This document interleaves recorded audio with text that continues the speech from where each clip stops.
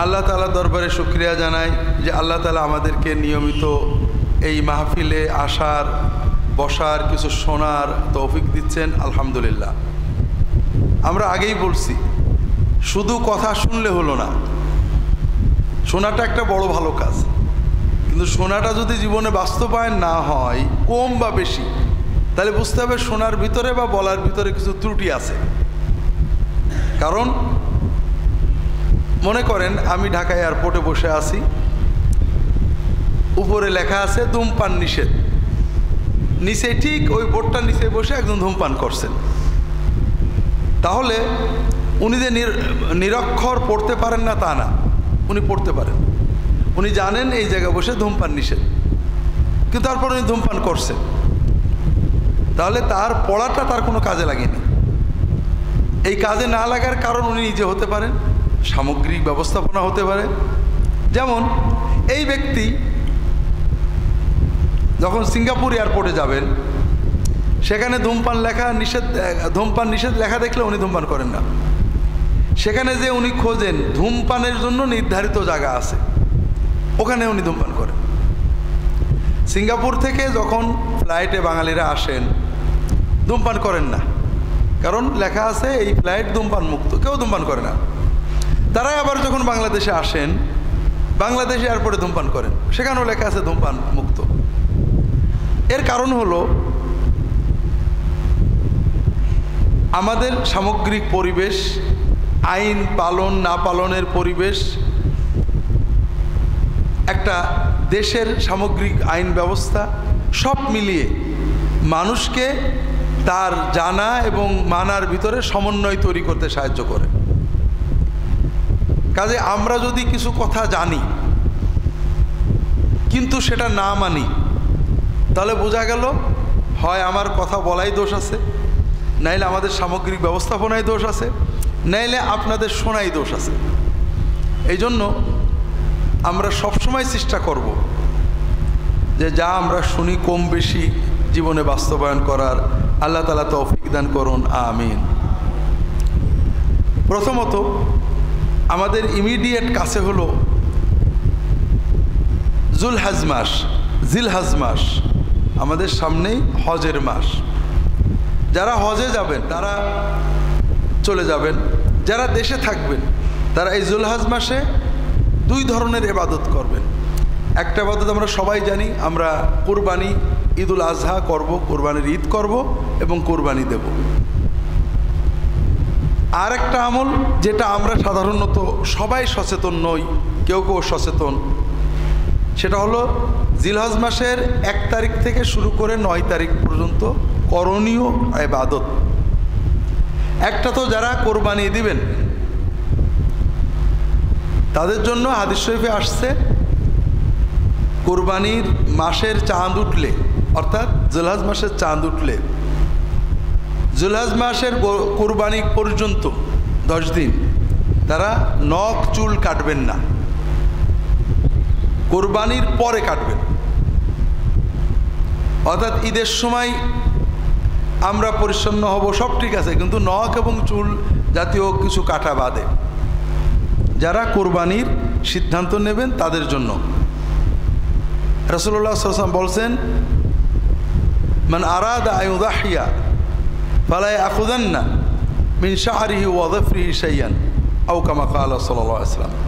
যে ব্যক্তি কোরবানি দেওয়ার সিদ্ধান্ত নেবে, ইচ্ছা পোষণ করবে, ওই ব্যক্তি তার চুল নখ মোটেও কাটবে না। এজন্য যারা কোরবানি নিয়ত করেছেন তাদের জন্য এটা হলো নেগেটিভ কাজ, অর্থাৎ আপনি এই কাজ থেকে বিরত থাকবেন। এর পাশাপাশি কিছু পজিটিভ কাজ আছে, করণীয়। আল্লাহ রাসূল সাল্লাল্লাহু আলাইহি ওয়াসাল্লাম বলছেন, মা মিন আইয়ামিন আল আমালুস সালিহু খায়রুন ওয়া আহাব্বু ইলাল্লাহি মিন হাযিহিল আশর। আল্লাহ তাআলা বছরের 354 দিনের যে 10টা দিন সবচেয়ে বেশি পছন্দ করেন নেক আমলের জন্য, সেটা হলো এই জিলহজ মাসের প্রথম 10 দিন। অর্থাৎ জিলহজ মাসের এই 10 দিনের বাইরে নেক আমল করলে আল্লাহ যত সওয়াব দেন, যত খুশি হন, এর চেয়ে বেশি সওয়াব দেন, বেশি খুশি হন যদি আমরা এই 10 দিনে নেক আমল করি। এজন্য সাহাবায়ে কেরাম এই 10 দিনে ব্যাপক পরিশ্রম করতেন, ইজতিহাদ করতেন ইবাদতের জন্য। আর এই ইবাদতগুলোর প্রথম ইবাদত হলো রোজা, সিয়াম। জিলহজ মাসের 1 তারিখ থেকে 9 তারিখ পর্যন্ত রোজা পালন করা, এটা সুন্নত। অনেক সওয়াবের কথা হাদিস শরীফে আসছে। বিশেষ করে 9 তারিখ আল্লাহ রসুল সাল্লাল্লাহু আলাইহি ওয়াসাল্লাম বলছেন, সাওমু ইয়াউমে আরাফা আহতাসিবু আলাল্লাহ আইয়ুকাফিরা আস-সানাতা আল্লাতী ক্বাবলাহা ওয়াল্লাতী বা'দাহা আও কামা ক্বাল সাল্লাল্লাহু আলাইহি ওয়াসাল্লাম। আরাফাতের দিনে রোজা রাখলে আমরা আশা করি, রাসূল বলছেন, আমি আশা করি যে আল্লাহ তাআলা আরাফাতের দিনে রোজার বিনিময়ে পূর্ববর্তী 1 বছর এবং পরবর্তী 1 বছরের গোনা ভুল ভ্রান্তিগুলো মাফ করে দেবেন, কাফারা করে দেবেন। কাজেই আমরা যদি পুরো 9 দিন রাখতে পারি আলহামদুলিল্লাহ, আর 9 দিন যদি নাও রাখতে পারি তবে আরাফাতের দিনে অবশ্যই আমরা রোজা রাখার চেষ্টা করব। এখানে একটা বাস্তব সমস্যা বর্তমানে দেখা দেয়। সাধারণত আরবি ভাষায় ইয়মে আরাফা মানে হলো জিলহজ মাসের 9 তারিখ। আবার ইয়মে আরাফা মানে যে দিনে হাজিরা আরাফাতে অবস্থান করে। বর্তমানে আমরা মিডিয়ার মাধ্যমে, প্রযুক্তির মাধ্যমে সবাই জানতে পারি যে কবে হাজিরা আরাফাতে বসেন। এবং সাধারণত আমাদের দেশে যেদিন 8 তারিখ হয় ওই দিনে আরব দেশে 9 তারিখ হয় এবং ওই দিনে তারা আরাফাতে অবস্থান করে। এখন আমরা কি করব? আমরা কি আমাদের দেশের 9 তারিখে রাখবো না আরব দেশের আরাফাতের দিনে রাখবো? এটা নিয়ে আলেমদের নানাবিধ মত আছে। মূল কথা হলো বান্দা সাধ্যের ভিতরে সুন্নাতের নির্দেশে ইবাদত করবে। যারা আরাফাতের দিন আরব দেশে জানতে পারেননি তারা তাদের দেশের 9 তারিখেই রাখবেন।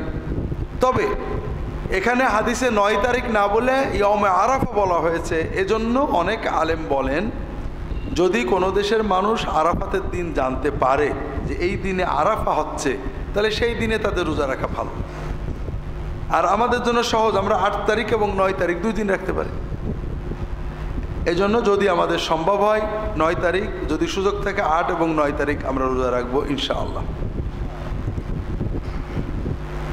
রোজার পরে বাকি নেক আমল উন্মুক্ত, বেশি বেশি নফল সালাত আদায় করা, বেশি বেশি জিকির, বেশি বেশি তিলাওয়াত, বেশি বেশি দান, মানুষের সাহায্য করা, আল্লাহর পথে দাওয়াত দেওয়া, নেক আমল বলতে যত আছে এগুলো এই কয়দিনে আমরা যদি একটু বেশি করতে পারি। আল্লাহ তাআলা জিকির করতে ওযু গোসল জরুরি না, আমরা এই কয়দিনে সবসময় করি। এই কয়দিন একটু বেশি জিকির করব, বেশি দরুদ পড়ব, বেশি তাসবিহ তাহলিল করব। এছাড়া দান সদকা, কোরআন তেলাওয়াত ইত্যাদিগুলো আমরা এই কয়দিনে বেশি করার চেষ্টা করব। আল্লাহ তাআলা তৌফিক দান করুন, আমিন।